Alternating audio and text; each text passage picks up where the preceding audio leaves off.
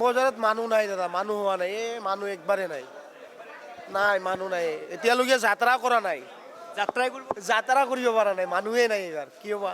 কিমানকে দিছে? কি মাছ বা? কি মাছ?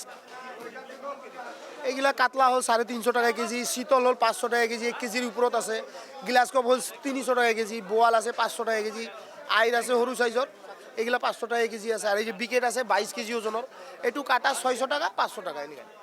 ৰৌ ৰৌ 400 টাকা কিলো, কাতলা 500। কিমান বিক্ৰী কৰিলে? হ্যাঁ কিমান বিক্ৰী কৰিলে? 400 500 এৰকম বিক্ৰি কৰি আছো ৰৌ। কেই কিলো মান বিক্ৰী কৰিলে? বিক্রি করুম নাই করিম। এইটো এয়া কৈছে 550কৈ কৈছে কেজি চিতল মাছটো।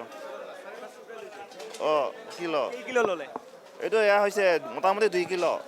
সকলোৱে লগে লগে এসাঁজ খাব আৰু আজি। অঁ সেনেকৈ ভাবছোং আৰু মাছ লোৱা নাই, মাছৰ দাম চৰকাৰে যি নিৰ্ধাৰিত কৰি দিছে সেই হিচাপে আচলতে মাছৰ যিটো তামৰঙাৰ মাছ, তামৰঙাৰ মাছ আমি এই বজাৰত দেখা পোৱা নাই, কাৰণ তামৰঙাৰ মাছৰ দাম বহুত বেছি আৰু গ্ৰাহকো কম এইবাৰ, মাছ বজাৰত গ্ৰাহক বহুত কম এইবাৰ। 1,500, 1,000, 1200,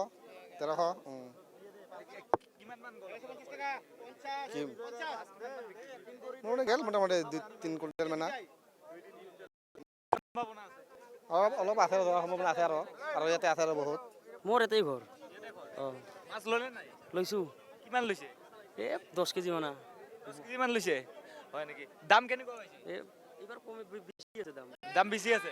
বহুত দাম হৈছে, ইমান দাম হ'ব নালাগে। আমি বেপাৰী মানুহ, 1500 টকা যদি কিলো কিনো আমি 2000 টকা কোনো কাষ্টমাৰ নলয় আমাৰ ৰাতি মানে পঠাই দিব। ইমান কিমানকৈ কিলো ক'লো? নহয় লোৱাটো ল'ম, ইমান দাম হ'লে কোন আমি 500 টকা হাজিৰা পাম 2000 টকা যদি কিলো হয় ফেমিলি কি কৰিবি কত ক'ব লগা আছে।